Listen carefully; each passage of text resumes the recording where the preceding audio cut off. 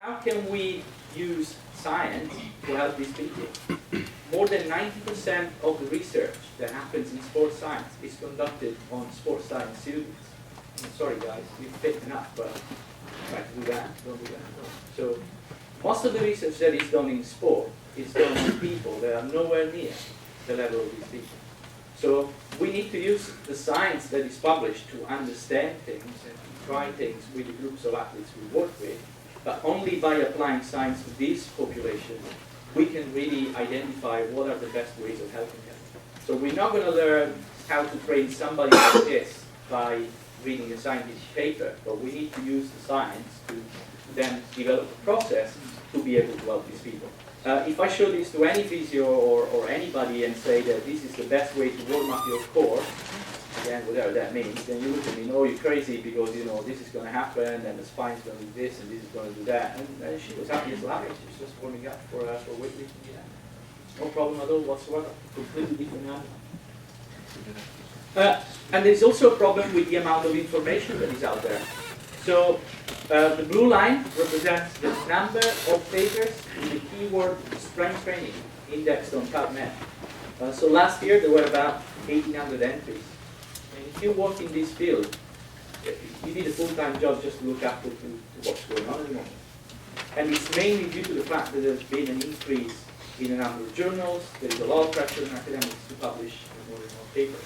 But actually, when you look at the literature in depth, what you find is that a lot of the things that are published now were already done 30 years ago. It's just done with new equipment, new technology. But 30 years ago, there's a lot of papers that were already shown them. So there's a bit of repetition of things that we already, not only as the group change, but how the individuals get there. And I can tell you that individuals get there in different ways at different times. So you need to look at data in a different way. And this is one of the things that I use quite a lot to work with coaches. So if you don't know how you have failed, you can improve. But most of all, if you don't know why you have succeeded, it must be an accident. And there is a lot of cases where you work with coaches that have been incredibly successful, and they haven't got a clue why they've been successful. Simply because there is no information, there is no data, there is no way to interrogate what was happening.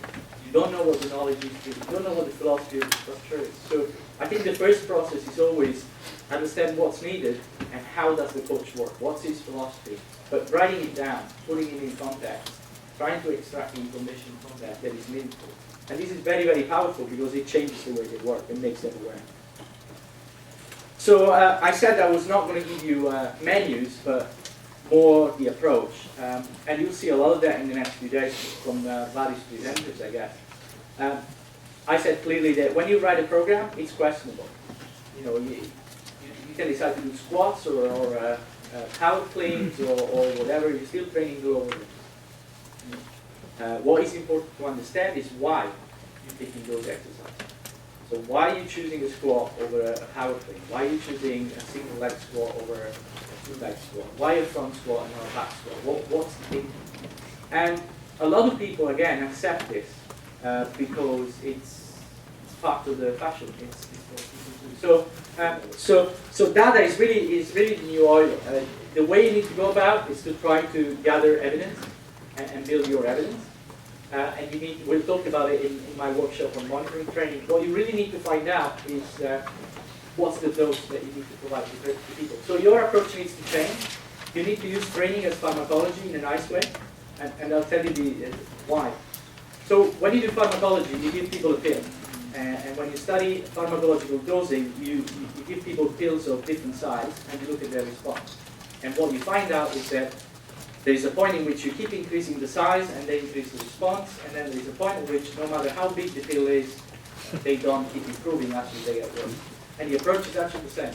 In training, we give people a massive pill for a small response. So what we need to be clever with is to try to understand what size this pill needs to be and how we change it.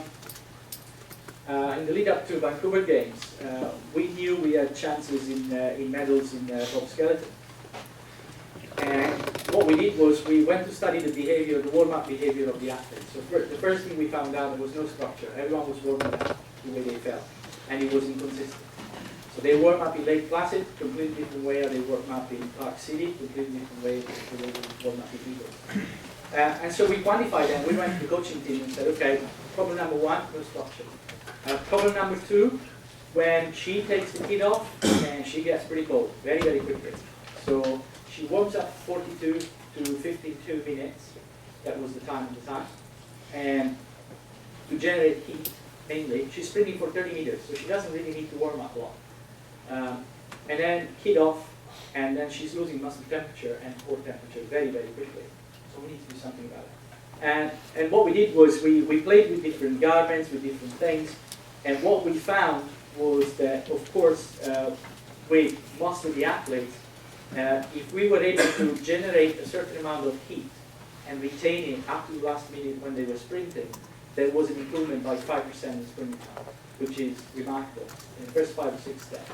And huge improvements in power output as measured by what we did in tasks. So what we did was we were a bit clever with the way we designed the jackets with Adidas at the time. And you can play this on YouTube, and you will find out, you'll see the first 3 athletes, so there's 2 Germans and a British girl. The British girl wins gold.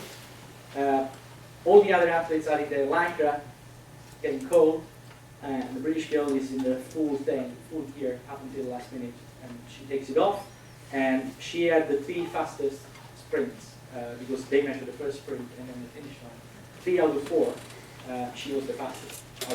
Now, these add 1%, yes, I think we did. But think about what you can do when the athlete comes in the gym. So the athletes come to the gym, is air conditioned, they're wearing next to nothing, they warm up properly. And if you're trying to help them lift fast, what can you do? Can you retain it in between steps and all the kind of stuff? So very simple stuff. But then no one noticed this because our Canadian friends were too worried about the ridges on the helmet, and they filed a protest about it, which reduced drag by 0.001%, but they were worried about this thing, and they missed the trick here. But I know they now got hold of the hot pants from Adidas. So. Good. Same thing in boxing.